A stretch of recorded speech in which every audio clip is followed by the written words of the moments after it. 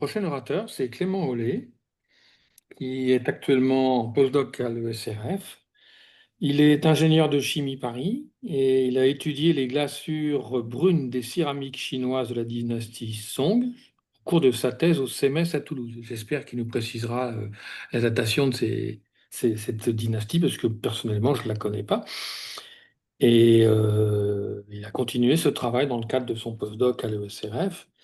La combinaison de différentes techniques de micro-analyse synchrotron, qui sont le micro-XRD et le micro-Xanès au seuil du fer, lui a permis de révéler les signatures chimiques des procédés anciens de fabrication de ces glaçures.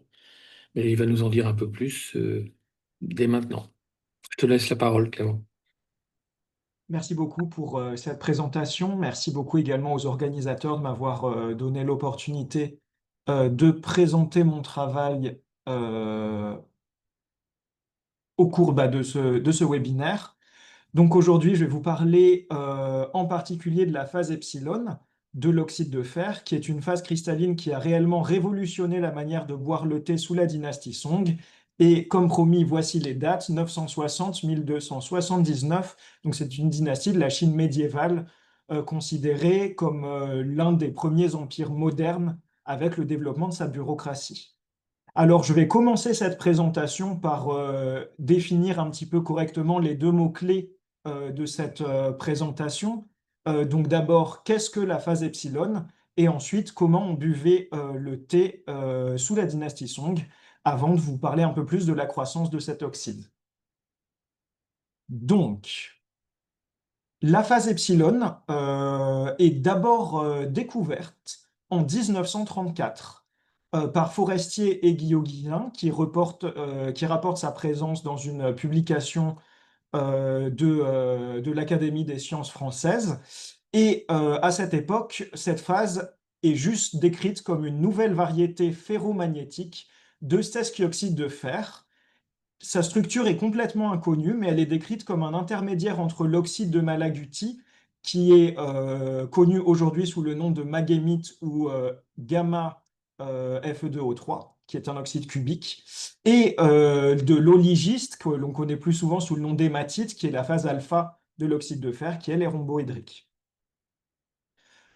C'est dans les années 60-70 que que quelques études supplémentaires vont porter sur cette phase particulière et qu'elle va prendre son nom de phase epsilon, donc par Schrader et Büttner, et où on va commencer à étudier différentes voies de synthèse et les propriétés magnétiques de cette phase.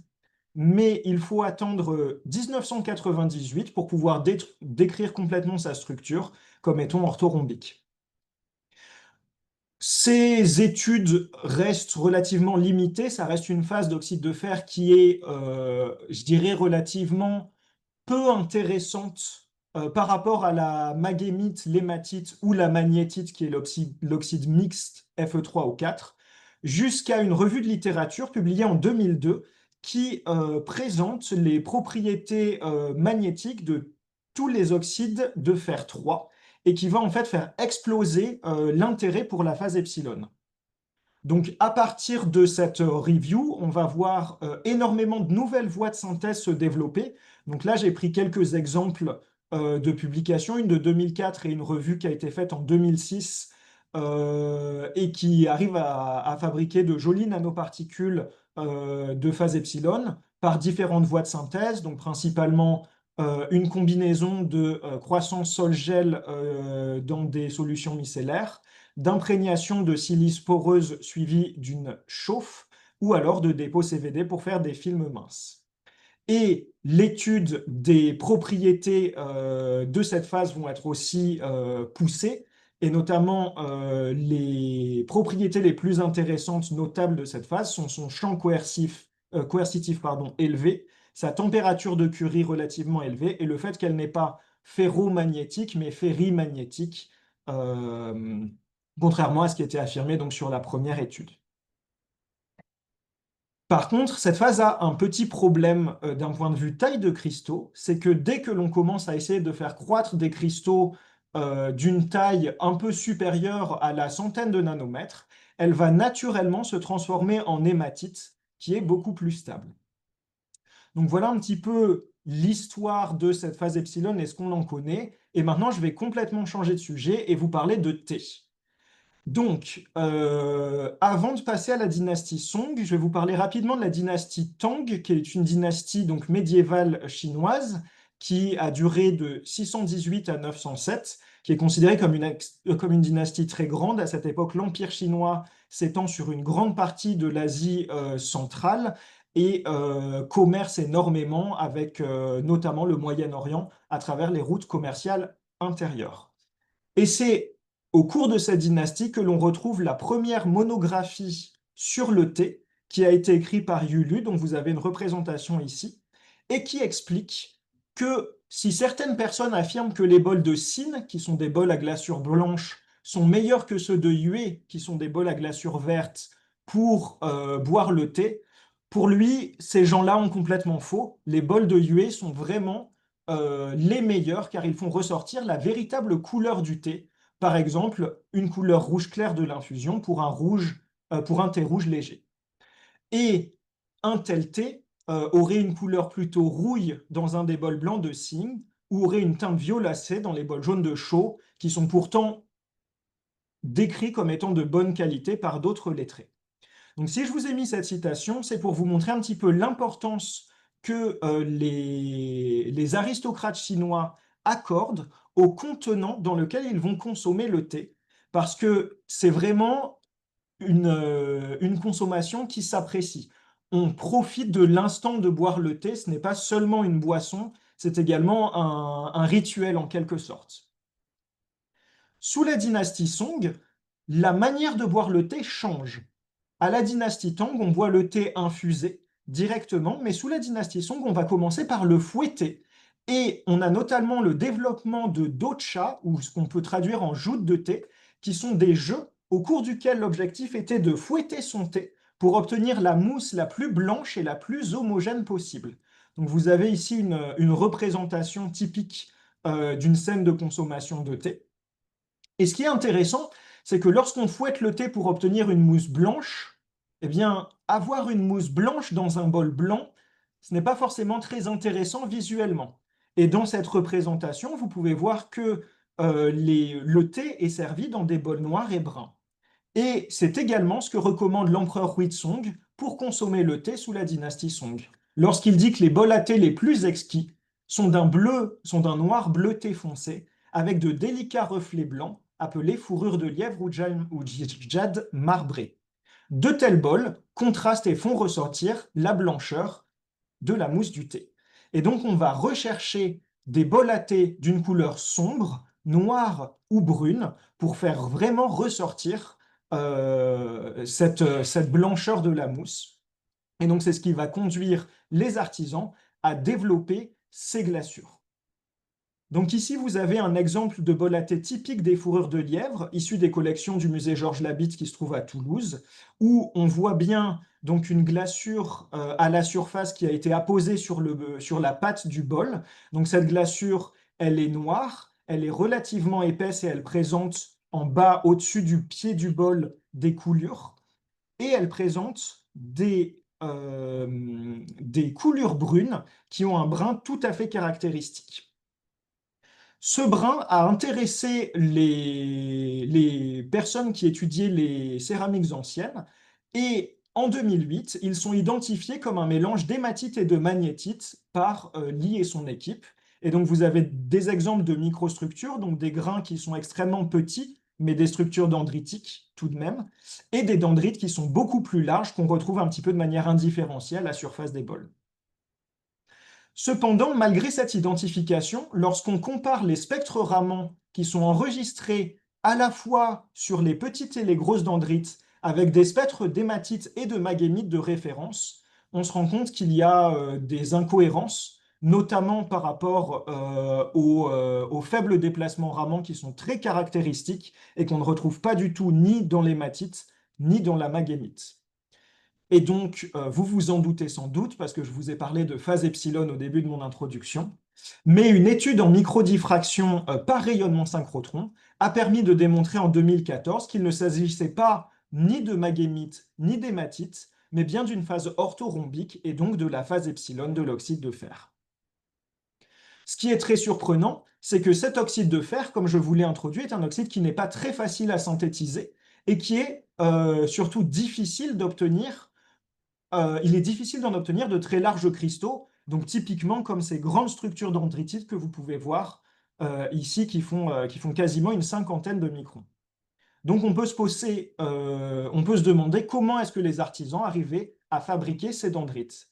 Et ce qui est également intéressant, c'est que les productions de glaçures brunes en Chine sous la dynastie Song sont réparties sur une très grande partie du territoire chinois, avec une zone extrêmement large qui couvre plusieurs provinces ici dans le nord de la Chine, avec les fours les plus célèbres étant les fours de Yaozhou, Cezhou et Dingzhou, une zone autour du Fujian et de la montagne Tianmu, avec le très célèbre four de Jian, celui qui est recommandé par l'empereur Huizong pour consommer son thé et l'apprécier au maximum, et une zone autour des fours de Jizhou, qui sont connus pour avoir fait notamment des glaçures brunes avec des impressions de feuilles. Et ce qui est intéressant, c'est que ces trois zones vont utiliser chacune des matières premières différentes. Elles vont avoir des fours et des processus de cuisson qui sont différents. Et pourtant, lorsqu'on compare les microstructures, donc vous avez ici à gauche la microstructure d'un échantillon qui est issu du four de Yaozhou et à droite la microstructure d'un échantillon qui est issu du four de Tien, on retrouve des dendrites qui sont extrêmement similaires. Ce qui signifie que cet oxyde, alors qu'il est très difficile à synthétiser aujourd'hui, les artisans réussissaient à adapter leur processus de cuisson pour toujours retrouver un petit peu la même microstructure. Et donc là, je vous ai donné plusieurs exemples de littérature récente qui montrent bien qu'on le retrouve systématiquement dans les productions noires et brunes Song.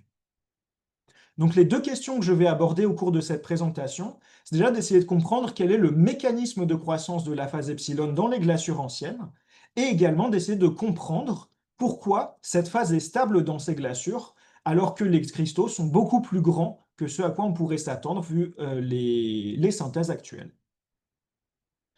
Donc, pour cela, je vais vous présenter deux corpus étudiés, un corpus d'échantillons archéologiques qui compte 18 échantillons issus de la zone de synthèse nord de la Chine et qui sont répartis sur quatre sites archéologiques, pardon, plutôt.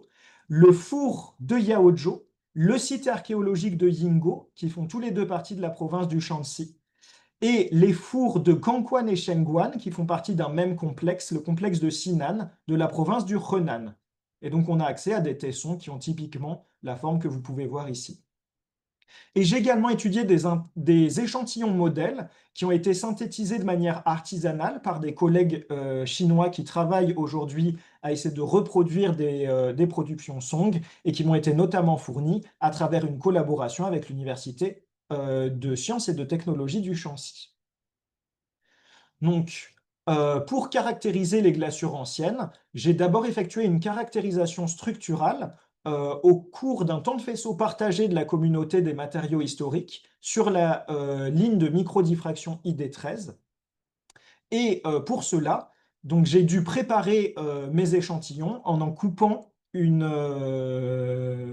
tranche que j'ai affinée pour pouvoir mesurer en transmission. Donc d'abord, le tesson archéologique a été redimensionné en fragments, dont ont été ensuite extraits des sections fines qui ont été polies de chaque côté pour atteindre l'épaisseur voulue. Les analyses en microdiffraction de la glaçure ont montré qu'elle présente une microstructure tout à fait particulière. À la surface, on retrouve deux couches de phase epsilon. Donc vous avez ici un diagramme qui montre qu'on a de la phase epsilon quasiment pure. Juste en dessous de cette couche superficielle de phase epsilon, on trouve une couche qui contient un petit peu de phase epsilon et du spinel. Et comme vous pouvez le voir, les pics de spinel sont extrêmement larges, ce qui suggère que les cristaux sont extrêmement petits et sont d'ailleurs quasiment invisibles en microscopie électronique. Ensuite, on trouve une couche amorphe où on retrouve soit aucun cristaux, soit quelques gros cristaux de quartz et de cristobalite qui sont juste des résidus de matières premières qui n'ont pas fondu au cours du traitement thermique. Et enfin, on observe principalement de la mullite dans la pâte qui est la partie qui a été sculptée par l'artisan. Donc cette stratigraphie, phase epsilon avec spinel juste en dessous, est une stratigraphie qui est tout à fait particulière et qui a été observée par des collègues qui travaillaient sur des verres riches en fer. Et en faisant des recuits de verres riches en fer, ils observaient la cristallisation d'oxyde de fer à la surface et la formation de nanospinels en dessous de ces cristaux d'oxyde de fer. Cependant, ils n'observaient jamais de phase epsilon, plutôt de la magnétite ou de l'hématite. En s'inspirant des réactions chimiques donc, que ces collègues ont pu établir, j'ai donc proposé le mécanisme suivant, qui en fait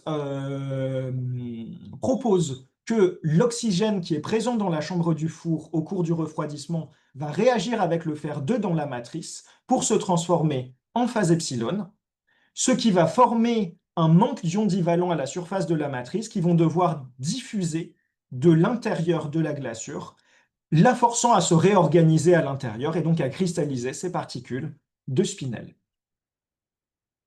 Ce qui est très intéressant, c'est que lorsqu'on regarde les productions de la province du Shanxi et les productions de la province du Henan, on observe une stratigraphie qui est totalement différente. Dans la province du Shanxi, on a systématiquement la couche de phase epsilon, la couche de phase de spinel, suivie d'une couche amorphe relativement épaisse qui couvre la majorité de l'épaisseur de la glaçure. Ensuite, occasionnellement, une couche d'amortite qui apparaît ici, et enfin la pâte. Par contre, lorsque l'on regarde les glaçures produites dans la province du Henan, on remarque que la couche de spinel s'étend sur l'ensemble de la glaçure et on ne retrouve jamais de couche amorphe comme on les trouve dans les productions du Shanxi. Ce qui suggère que les processus de cuisson entre la province du Shanxi et la province du Henan, en tout cas sur les 4 sites qui ont été étudiés, sont très différents. L'un forçant la diffusion uniquement à l'extrême surface des glaçures, alors que l'autre pouvait permettre une diffusion du fer 2 notamment et des espèces divalentes beaucoup plus en profondeur. Il est important de noter ici que la composition chimique des glaçures entre la province du Shanxi et la province du Henan est très similaire. Ils utilisent en matière première vraisemblablement des leuses déposées par le vent qui sont présentes au nord ici de la région du Shanxi et au sud de la région du Hebei. Ce qui est intéressant donc sur les productions de Yaozhou, c'est que le processus de diffusion se fait en surface et qu'en dessous, on a une glaçure qui est a priori non affectée par la cristallisation. Et donc on peut utiliser cette glaçure comme un proxy pour déterminer quelles étaient les conditions de cuisson dans les fours de Yaozhou. Et pour cela, il faut être capable de caractériser l'état d'oxydation du fer dans la glaçure. Et donc j'ai utilisé la spectroscopie XANES sur ID21, donc on a fait de la microspectroscopie d'absorption de rayons X, ce qui a été le sujet de stage de Louis Lebert que j'ai encadré l'année dernière. Et en collaboration avec Camille Muller et Rachel Nickel, respectivement de l'Université Gustave Eiffel et de l'ESRF, nous avons caractérisé des références de verre ayant une composition similaire aux glaçures de Yaozhou qui ont été synthétisées dans différentes conditions oxydoréductrices et de phase epsilon, donc Rachel Nickel, qui vient de l'ESRF. Et donc, comme vous pouvez voir ici avec ces exemples de spectre XANES de ces différentes références, plus le fer est oxydé, plus le seuil du spectre, donc c'est cette zone ici que je vous montre avec ma souris, va se décaler vers les énergies élevées. Et donc, en regardant la position en énergie du seuil, on peut avoir une idée qualitative de l'état d'oxydation du fer dans la glaçure. Lorsqu'on prend les mêmes échantillons que l'on a traités et qu'on analyse, donc on fait des spectres XANES, des profils comme ça le long de la glaçure, on observe que l'état d'oxydation du fer varie fortement avec un état d'oxydation très oxydé en surface, ce qui est cohérent vu que la surface contient beaucoup de phase epsilon qui est un oxyde de fer 3. Donc le fer est principalement sous forme 3+. Et dans la glaçure, on a quelque chose qui se déporte beaucoup plus vers les basses énergies, donc on a un fer qui est en moyenne très largement réduit. Maintenant, en comparant les différentes productions et en regardant les différents profils en profondeur, on remarque une tendance qui est tout à fait intéressante.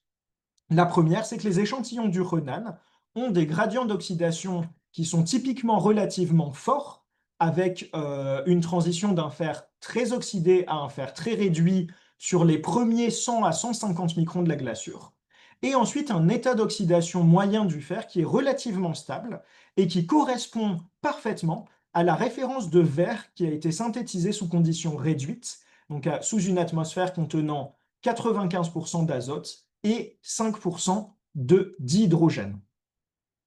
Cela suggère que les conditions de cuisson, et notamment les conditions de montée en température dans les fours de Yaozhou, dans la province du Shanxi, étaient extrêmement réductrices. Au contraire, lorsqu'on regarde les gradients d'oxydation des céramiques de la province du Henan, donc des fours de Gangquan et Shengguan, on remarque une dispersion qui est beaucoup plus importante. Globalement, l'état d'oxydation du fer est entre le verre oxydé et le verre ambiant, mais on ne peut pas en conclure que les conditions de cuisson étaient beaucoup plus oxydantes ou ambiantes, puisque le processus de diffusion a eu lieu sur tout le long de la glaçure, puisqu'on retrouve du spinel sur tout le long de la glaçure. Par contre, ce qui est sûr, c'est que vu que la diversité des gradients est très élevée, les conditions de cuisson étaient probablement beaucoup moins reproductibles que dans la province du Shanxi. Maintenant, comment expliquer la stabilité de la phase epsilon dans la glaçure ancienne? Donc pour cela, on va regarder les échantillons modèles qui ont été synthétisés par mes collègues chinois. Et donc dans la série d'échantillons qui a été synthétisée, on remarque que la phase epsilon croît au cours de refroidissement dans l'échantillon 7 par diffraction de rayon X. Et donc pour caractériser donc des analyses par microscopie électronique ont été effectuées sur cet échantillon, et on y retrouve 3 morphologies typiques de cristaux, des espèces de globules qui contiennent des cristaux extrêmement petits. Ensuite, on a l'impression de retrouver un petit peu ces globules, mais autour desquels commencent à pousser des dendrites qui font à peine quelques microns. Et enfin, des dendrites qui sont beaucoup, beaucoup plus étalés, qui peuvent atteindre plusieurs dizaines de microns. Ces structures ont toutes été identifiées comme étant de la phase epsilon par spectroscopie Raman.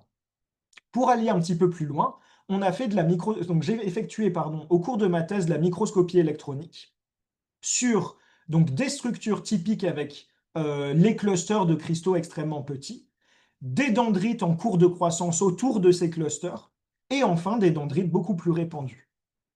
Et ce qui est intéressant, c'est que l'on remarque que le ratio aluminium sur fer mesuré en spectroscopie de fluorescence par dispersion d'énergie augmente au fur et à mesure que la taille des dendrites augmente. Donc on se retrouve avec une phase epsilon qui au départ est très riche en fer, qui a une composition atomique de l'ordre de aluminium 0,3, fer 1,7, O3. Et plus les dendrites vont croître, plus la proportion d'aluminium dans les dendrites va augmenter. Ce qui suggère que l'aluminium va stabiliser en fait cette phase epsilon, et ce qui explique pourquoi les cristaux de phase epsilon sont aussi grands à la surface des glaçures chinoises. Évidemment, ces échantillons sont des modèles, donc il est intéressant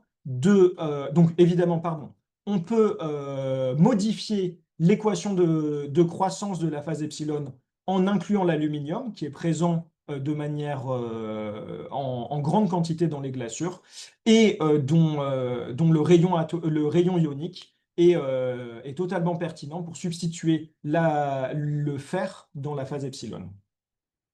Et donc, comme je vous disais,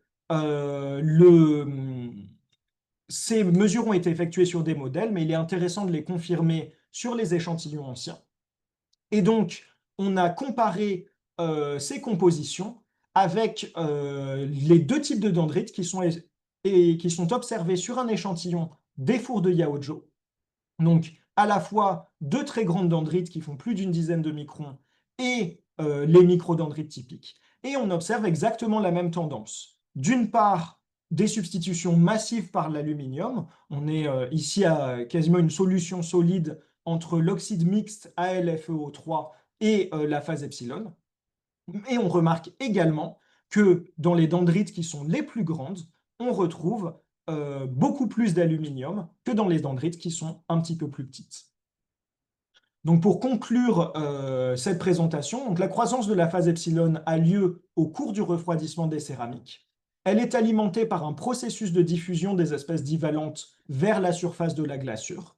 Et ce processus cause à la fois la cristallisation d'une couche de spinel à l'intérieur de la glaçure, juste en dessous de la couche de phase epsilon, mais également va former des gradients d'oxydation qui peuvent être utilisés comme des proxys pour informer sur la provenance et la technique des fours producteurs de céramique à glaçure brune. Les cristaux de phase epsilon, qui sont particulièrement grands, sont stabilisés par des substitutions massives du fer par l'aluminium. Donc, quelles sont les suites envisagées pour ce travail? Eh bien, la phase epsilon, comme je vous l'ai dit en introduction, est une phase qui a des propriétés magnétiques tout à fait intéressantes. Donc, on peut se demander si les substitutions massives par l'aluminium du fer vont dégrader et à quel point elles vont dégrader les propriétés magnétiques de cette phase. Et également, comment peut-on expliquer la cristallisation de phase epsilon dans les glaçures noires à décor brun, puisque la phase epsilon ne cristallise que sur les décors bruns, et au niveau de la glaçure noire, on retrouve quasiment aucun cristaux de phase epsilon. Donc comment les artisans ont-ils réussi à sélectionner spatialement les zones où ils voulaient faire croître davantage la phase epsilon que les zones qu'ils voulaient conserver noires? Merci beaucoup à tous pour votre attention. Je tiens à remercier évidemment tous mes collègues qui rendent cette recherche possible, mes collègues de l'ESRF, donc notamment sur ID21, mais tous les autres partenaires des différentes lignes et groupes qui m'ont aidé pour différentes techniques analytiques et le traitement des données. Évidemment, les collègues de l'Université de sciences et de technologie du Chancy, sans lesquels ce travail ne serait pas possible, et les collègues de l'Université Gustave Eiffel, du CEMES, et Louis, évidemment, pour son travail de stage qui était de l'Université de Rennes. Merci à tous. Avez-vous des questions? Merci Clément. J'ai pas vu encore de questions dans le chat, alors je vais en profiter pour poser une petite question. Tu attribues tout le déplacement de seuil du fer à des changements d'oxydation, mais il y a d'autres origines possibles. Il peut y avoir aussi des distorsions du site directement, il peut y avoir aussi des modifications d'état de spin par la répartition des électrons. Est-ce que tu as pris ça en compte ou pas? Alors, les modifications de... Alors, la première chose qui est importante de noter ici, c'est que la spectroscopie Xanès, elle sonde le fer dans sa globalité. Ici, on est sur un système qui contient des phases cristallines avec du fer, à la fois de la phase epsilon et des spinels riches en fer, et une matrice vitreuse qui contient du fer. Donc le spectre Xanès qui est présenté ici voit en même temps ces trois phases. Rien que dans la phase epsilon, on a trois sites différents pour le fer. On a un site octaédrique De... régulier, deux sites Hmm. octaédriques irréguliers et un site tétraédrique. Dans la matrice vitreuse, on a la possibilité d'avoir à la fois du fer 2 et du fer 3 dans un verre, donc dans des sites qui sont souvent fortement déformés. Et dans le spinel, on a un spinel qui n'a pas pu être identifié parce que ces cristaux sont trop petits. Donc je ne suis pas sûr si c'est de la magnétite, de la magnésioferrite ou de l'hercinite ou un mélange ou une espèce de solution solide de ces trois composés. Donc on part déjà sur un spectre qui a une information sur la géométrie du site de la phase epsilon et du fer en général, qui est extrêmement difficile à lire. Maintenant, pour aller un petit peu plus loin, donc au niveau du seuil du fer, on a un pré-seuil ici qui est Hmm. beaucoup plus sensible que le seuil à la géométrie du site. Et ce qu'on peut observer, c'est qu'on n'a pas... Enfin, alors, on a un changement qui est relativement fort de la forme du seuil du fer, mais qui est également relativement régulière. Ce qui suggère que on a vraiment cette modification qui est due plutôt à la transition des phases et au ratio fer 2, fer 3, qu'à un même état d'oxydation avec juste un changement de site. Et de plus, ce qui est quand même important de noter, c'est que pour un changement de site uniquement à état d'oxydation égal, on n'observerait pas une variation de position du seuil qui est aussi forte. Ici, on est quand même sur euh, une quasiment une dizaine d'électronvolts, ce qui est quand même énorme pour seulement un changement de site. Ok. Ouais, effectivement, sur le pré-seuil, on a l'impression d'avoir une décomposition bimodale à deux états qui Voilà, pourrait sachant que absolument. ce pré-seuil, en réalité, il cache Beaucoup de énormément choses. d'informations. Tout à fait. Non, je comprends. Très bien. Merci. Je vois toujours pas. Ah, réaction de Solène, mais il n'y a pas de question. Bon. Merci pour la réaction. Tu peux la lire, c'est une petite félicitation, donc, auquel j'adhère sans problème, puisque ton exposé était excellent. Et en plus, dans le temps, pratiquement. Mm. Super. Sylvie, si tu as quelque chose à rajouter. Oui, bah, d'abord mes remerciements, hein, pour les excellents exposés de nos deux orateurs. Et puis, je voudrais évoquer donc notre prochain webinaire. Il aura lieu le 23 septembre. Et le thème en sera les méthodes d'analyse des matériaux avec deux orateurs, Henri Proudhon et Sandrine Léonard. Voilà, bah, je vous souhaite un bon été à tous. C'est un point. Euh, on Oui, espère tout voir en novembre 2026 à la conférence de la Fédération française des matériaux. tout à fait. Au Au revoir. revoir. Merci beaucoup. Au revoir.